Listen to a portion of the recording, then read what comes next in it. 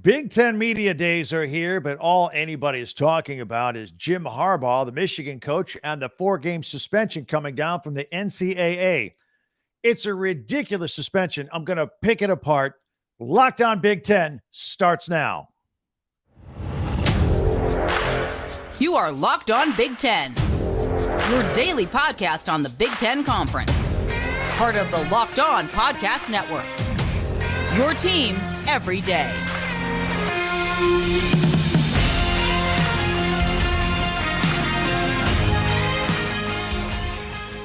Welcome to Locked On Big Ten. I'm Craig Sheeman. Thank you for making us your first listen each and every day. And of course, we are free and available wherever you get your podcasts and on YouTube. It's all part of the Locked On Podcast Network, your team every day. Well, we're going to tackle this Harbaugh suspension that's coming down the pike. Also, with Big Ten Media Days, what these coaches around the Big Ten can expect. And also, we'll have our Big Ten power rankings. Going to take a look at offensive lines around the league here today. Be sure to subscribe and follow Locked On Big Ten for free wherever you get your podcasts. That way, you'll get the latest episode of this podcast as soon as it becomes available each and every day. All right. The NCAA reportedly is coming down on Michigan football coach Jim Harbaugh. It appears he will receive a 4-game suspension to start the season for recruiting violations by him and members of his staff. Now, the NCAA claims that Harbaugh was not truthful with investigators during their initial meeting about these matters back in January. And that might be the bigger problem when we get to that. These meetings broke down in January when Harbaugh refused to admit that he lied to the NCAA and would not agree to an unethical conduct charge for not being forthright. Also, I think I will point out that I am really the only person in the media today connecting the dots once again and reminding people that these NCAA meetings with Jim Harbaugh back in January were about the same time that the Denver Broncos were interested in Jim Harbaugh becoming their next head football coach. Remember, there were reports that they had actually flown up to Ann Arbor to talk to him. It was also around this time that Harbaugh had a phone conversation with David Tepper, the very wealthy owner of the Carolina Panthers, because he also had a coaching vacancy at this time. Maybe Harbaugh was planning an exit strategy just in case things started going sideways during these conversations with the NCAA. Now, Harbaugh has maintained throughout this whole time that he does not recall the events in question and that he was never dishonest on purpose. Take that for what it's worth. Either way, you either agree with that or don't. Either you feel that's naive or it's the truth. That's up to you. That's just what was said. Now, the NCAA says that a level 1 violation has occurred. Now, let me read to you what the definition of a level 1 violation is. Are you ready? It's defined as a severe breach of conduct that seriously undermines or threatens the integrity of college sports. Pretty serious, right? So what did Harbaugh do, allegedly? There are reports that he took a couple of already committed recruits to a local hamburger place, specifically the Brown Jug in Ann Arbor, and it was during a COVID dead period. During the deposition, he says he didn't recall the event. There are also reports of allegedly texting a recruit outside an allowable time period. So those are the serious ones. I mean, a hamburger. He bought kids a hamburger. We're going to compare that to some other things that are going on around college football. There are also some level 2 allegations that too many coaches were working with players and whatnot. So that means that Harbaugh will not be alone in this punishment. Former defensive coordinator Mike McDonald, who, by the way, is no longer with the team. He's with Jim's brother, John, and he is coaching with the Baltimore Ravens at this time. So this really doesn't affect him much at all. He might get a 1-year show cause penalty, and that's it. The offensive coordinator and offensive line coach, Sharon Moore, likely will get a 1-game suspension. Tight ends coach Grant Newsome will likely get a 1-game suspension as well. Now, these proposed suspensions, as I understand it, would be for game day only, or game days in Harbaugh's case. That means they can't coach on game day. That means that they can still be around on campus and still run practices and do all the prep leading up to the games. They just can't be around on game day. Here's what Harbaugh's attorney has to say about this. This is Tom Mars. He said, quote, "We are continuing to work cooperatively with the NCAA staff on an enforcement matter. At this time, we are not allowed to comment on possible penalties or other aspects of the matter," quote unquote. That immediately brings up two questions to me, by the way. Question number one, is he going to show up on Big Ten Media Days? He's scheduled to speak. He's the last coach of the 14 coaches that is scheduled to speak on Thursday afternoon at Indianapolis at Lucas Oil Stadium. And if he does show up, you can't say anything about this. His lawyer just said so, but he's going to be asked, and it's going to be a big distraction, and every other coach is going to be asked about it, and it's going to be a big deal. Also, since when do attorneys and coaches get to negotiate punishments with the NCAA? If there is wrongdoing, then XYZ is the punishment, right? I found that to be a little weird. So those are two questions I have coming off of that statement. So as we look forward to Michigan and their 4 games that Jim Harbaugh allegedly would miss, they're all home games to start the season at the Big House. The first one is East Carolina. They're a massive favorite to win that one, I think by like 31 points. Second game is going to be another blowout. It's against UNLV, and it's on a nationally televised game on CBS. Third game is against Bowling Green, and then the Big Ten opener, the fourth game at home against Rutgers. All these games very winnable. All these games, Michigan will be the heavy favorite. And with or without Jim Harbaugh, they very well should go 4-0 here. He could then come back for the fifth game, September 30th. It's a road game at Nebraska. So that's how it is all shaking out at this time. With all that on the table, it all just, to me, it just doesn't feel like the punishment fits the crime at all here. 4 games seems extremely excessive. Extremely excessive. I think that maybe, as we've all had time to digest this a little bit, that this is more to do with the NCAA feeling like Harbaugh was not truthful to them, that he lied to them. And it feels like the punishment is more for that than the actual quote-unquote crime.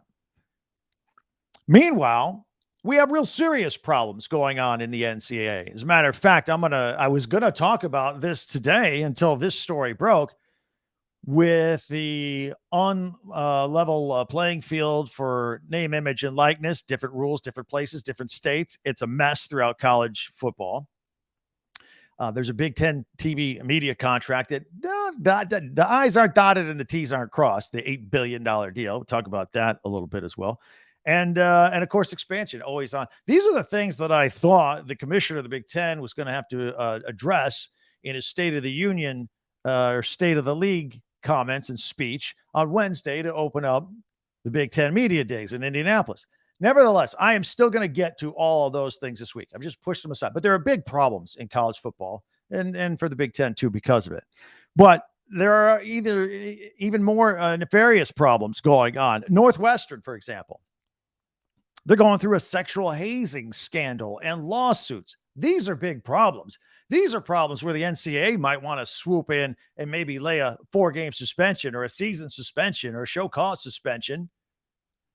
Tennessee just got nailed finally. It took years, but under Jeremy Pruitt's regime, they were handing out cash, bags of cash, like McDonald's bags full of cash, $5,000, handing them out everywhere. And now we're in an era where you have NIL collectives where kids are allowed to get millions of dollars left and right. So now we're going to go nail Jim Harbaugh for buying a couple of hamburgers because it was during a COVID period or that he lied about it. It's ridiculous, actually. Very ridiculous. The NCAA is always inconsistent, and I think it is probably the most unremarkable leadership group in all of sports. And we're going to get to a point where the NCAA is going to have nothing to do with college football. I mean, these are going to be independently run organizations, and the NCAA just doesn't have anything to do. Mark Emmert, the president, he's on his way out. He has no power. This is going to be his lasting legacy. On my way out the door, I nailed Harbaugh with a 4-game suspension. for buying hamburgers. Congratulations. Well done, Mark Emmert. Well done. You know, earlier this week, we did a podcast on Jim Harbaugh and whether he would ever leave Michigan. You know, there are always rumors about him going to the NFL. It's Mickey Mouse stuff like this that's going to make him put his hands in the air and say, you know what? I'm out of here. I'm going to go to the NFL. Why do I have to mess with this stuff? If I put myself in his shoes, that's what I'd be thinking. And I think he was thinking it back in January when he was talking to the Broncos and talking to the Panthers while the NCAA was breathing down his neck, asking him all these questions. That's what I think. Well, coming up, we've got, oh, by the way, I'd love to hear what you have to think. Always hit me up on Twitter at Talk Big Ten and the comments down below here on YouTube as well. For those of you who are checking us out on YouTube, I would really, really appreciate that. Coming up, the media days in Indianapolis. What should the coaches really expect from the media? All that coming up on Locked On Big Ten.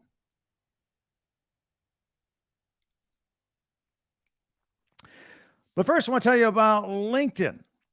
These days, every new potential hire can feel like a high-stakes wager for your small business, and you want to be 100% certain that you have access to the best qualified candidates available. And that's why you have to check out LinkedIn Jobs. LinkedIn Jobs helps find the right people for your team faster and for free. I've been in a position where I've had to hire people. First of all, there's more work for everybody because you're minus an employee or two that you have to fill a job for. It's nerve-wracking going through all these interviews because you don't want to make a mistake. You want to hire the right person. And it's very time-consuming. Well, LinkedIn Jobs makes it very, very easy to create a job post. You just add your job and the purple hashtag hiring frame to your LinkedIn profile, and then you spread the word that you're hiring. Simple tools like screening questions, making it easy to focus on candidates with just the right skills and experience so you can quickly prioritize who you'd like to interview and eventually who you'd like to hire. It's very simple, and that way you just get the right person on your team, just like a football team. Got to get the right players in the right spot. It's why small businesses rate LinkedIn Jobs number one in delivering quality hires versus leading competitors out there. LinkedIn Jobs helps you find the qualified candidates that you want to talk to faster. Post your job for free at linkedin.com/lockedoncollege. That's linkedin.com/lockedoncollege to post your job for free. Terms and conditions apply.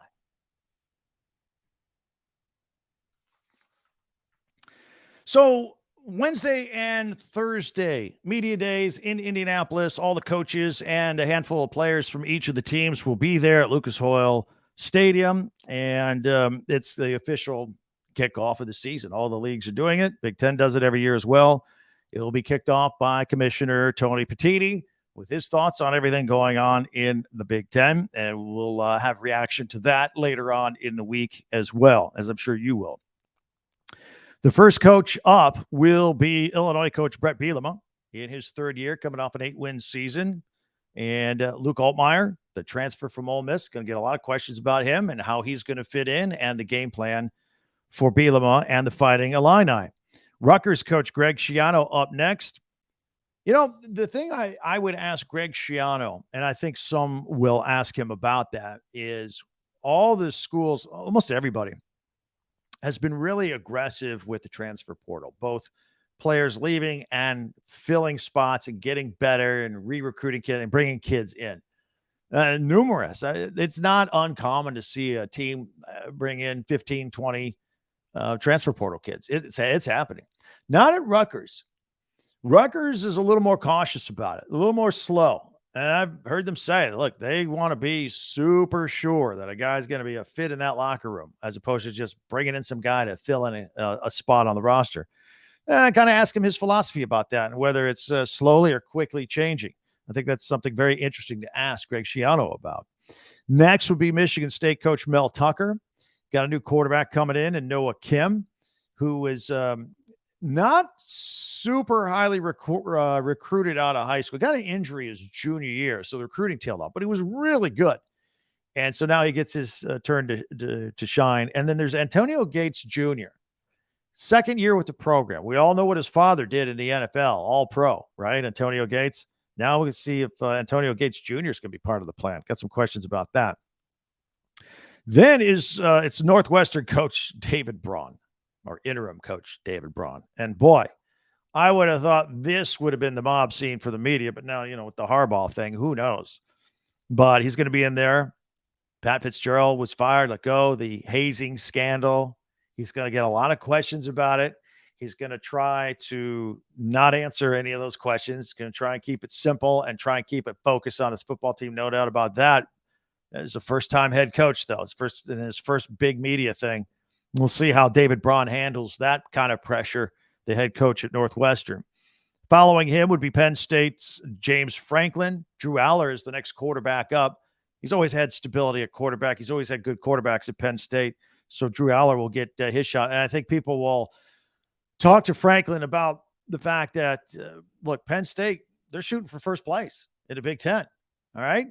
Everybody automatically thinks Michigan and Ohio State. But I've been making the case all summer long that I think Penn State is right there with them. And they get a break here or there, or maybe even split with Michigan and Ohio State in the two games, who knows? Could get really interesting at the end. James Franklin, going to get a lot of questions about that from Penn State. He's followed by Kirk Ferentz. This is his 25th Big Ten Media Day. He's been there a quarter of a century. His son, Brian's offensive coordinator. They got a new quarterback in Cade McNamara, who used to be at Michigan. Got him to won a Big Ten championship. Got him to the college football playoffs. Very experienced. Look, I've made this point all along. Got a lot of reaction to this, by the way. YouTube comments and whatnot. And a lot of people watched that particular podcast of my season preview of Iowa. And the general point is their defense was good last year, and they lost a lot of really good talent to the NFL, but they're replacing with a lot of good talent on defense. But they had all these these low-scoring games where the offense just couldn't do anything last year. My contention is that Cade McNamara comes in, and he doesn't have to be great. If he's just kind of middle-of-the-road mediocre, I think that's going to be enough of an improvement to keep the offense going and supplement the defense what they're doing. And I think Iowa could win some football games this year. And I think Kirk Ferentz will get a lot of questions about that. And then winding down on Wednesday, head football coach Ryan Day, who we did a podcast on yesterday, by the way, and whether he's getting enough credit for all of his wins at Ohio State. You can go back and see it right here on Locked On Big Ten.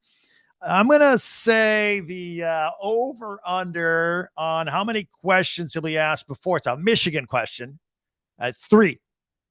Now, I was thinking more along the lines of the Michigan game at the end of the season or having lost to Michigan 2 years in a row.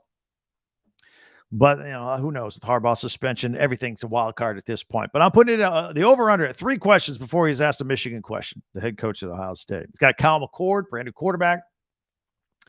And Ryan Day's got a pretty good track record with new quarterbacks throughout his entire career.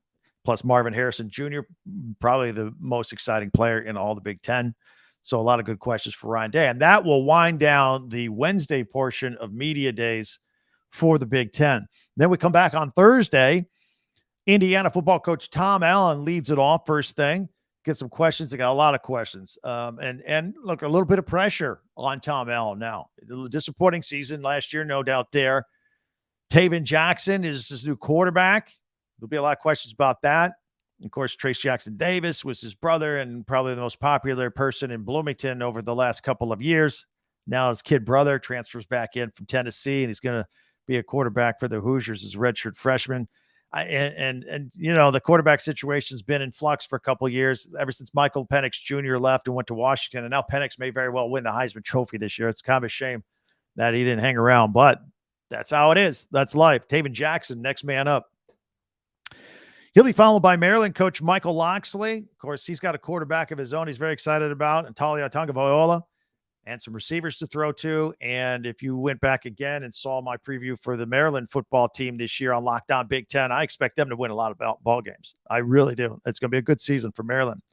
PJ Fleck from Minnesota is up next. He's got a new quarterback, a new running back, and a team that's coming up on an appearance in the Pinstripe Bowl in New York. Row the boat. That's what they say. Keep it moving. A lot of questions for PJ Fleck. Purdue coach Ryan Walters is next. This is his first Big Ten media day as a head coach. He was the defensive coordinator for Brett Bielema in Illinois the year before. Had a lot of success. That defense put a lot of kids in the NFL, especially in the secondary. Now he's the head coach, and he takes over a team that was in the Big Ten championship game just last year, and a little bit of talent coming back too, to be honest with you. And Hudson Card. I'm more curious to see Hudson Card play quarterback. This is the transfer from Texas, and see how he does. I think a lot of excitement there. Nebraska's Matt Rule, his first time head coach of Nebraska, replacing Scott Frost. Look, the questions that he's going to get, the last 2 years, Scott Frost, I can count, I need both hands to count how many games Nebraska lost by one score. You know, a break here, a play here, it's completely different. And they probably wouldn't have been making a coaching change, but they do. And Matt Rule's in there with an 8-year contract to get this thing turned around and fixed. And job number one is to start winning those one-score ball games, those close ball games at Nebraska. Wisconsin's Luke Fickell, another first-time coach coming over from Cincinnati, taking over the Wisconsin program. He's all set with Tanner Mordecai at quarterback. And then the last coach scheduled to speak on Thursday is Jim Harbaugh. I think he'll be there. And again, if he is, he'll say, on the advice of my counsel, I'm not going to speak about this suspension thing with the NCAA. He could talk about the big game against Ohio State. He could talk about Blake Corum coming back at running back. He could talk about J.J. McCarthy at quarterback. Again, if he's there, that's going to be interesting to find out. So that's how things shape up with the Big Ten Media Days. A lot of excitement, a lot of questions, a lot of intrigue. And as things develop, we're going to kind of circle back and dive into those things. And for the rest of this week and into next week as well. And that'll be a nice little kickoff into practices, and the season will be here before you know it. I want to thank each and every one of you for making Locked On Big Ten your first listen every day. Really appreciate that. And I really appreciate you everydayers out there. There's more and more of you every day. We're like our own little club here in the Big Ten. And I really appreciate it. Our next show is going to take a look at more from the Big Ten Media Days and any questions that pop up out of Indianapolis. In the meantime, if you haven't already, I'm going to invite you to subscribe on YouTube if that's where you're watching this. Share, follow, and like Locked On Big Ten, and share it with a friend that you know is a Big Ten alum, or a friend or somebody else that you would like to join in our Big Ten club and watch it and listen to this every day. Coming up, our next weekly feature, our Big Ten Power Rankings. As you know, we don't have games yet, but during the season, this is where I will rank the teams with my own rating. In the meantime, we've been doing special things like ranking the quarterbacks, the running backs, the wide receivers. Today, we are going to rank the offensive linemen. Who has the best offensive line in the Big Ten? We will rank them 1 through 10. All that coming up right here on Locked On Big Ten.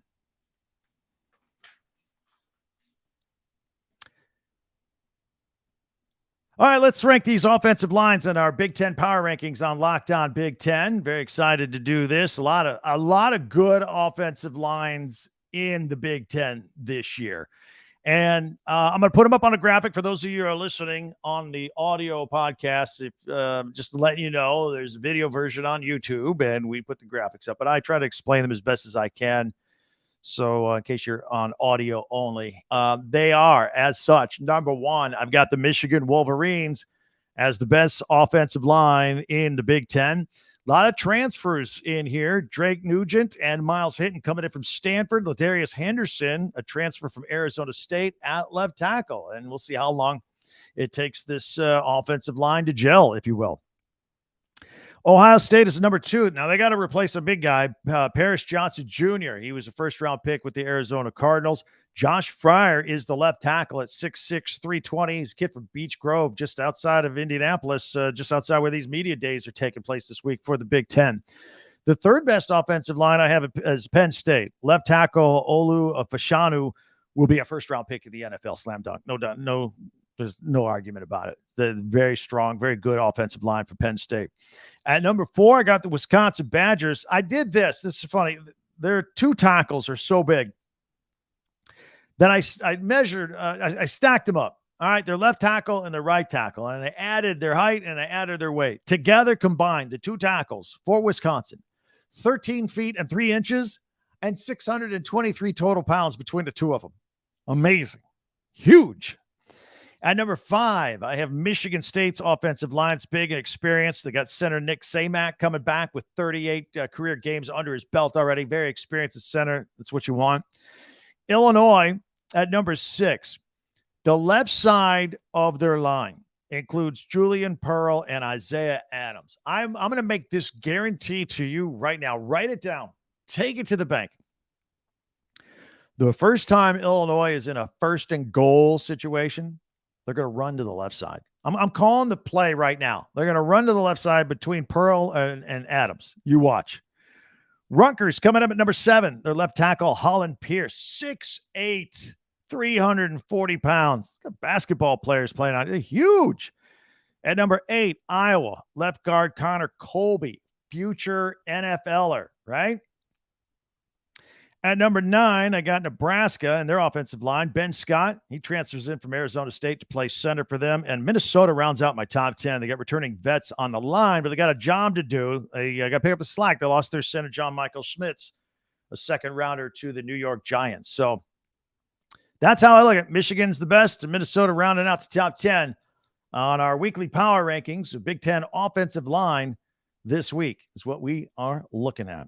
I want to thank you for making Locked On Big Ten your first listen every day. You everydayers, our next show, we'll take a look at the rest of Big Ten Media Days and anything that pops up this week. Looking forward to that. Got a lot of questions for this upcoming season that I want answered, and I'm sure you do as well. As always, there are many ways for you to contact me.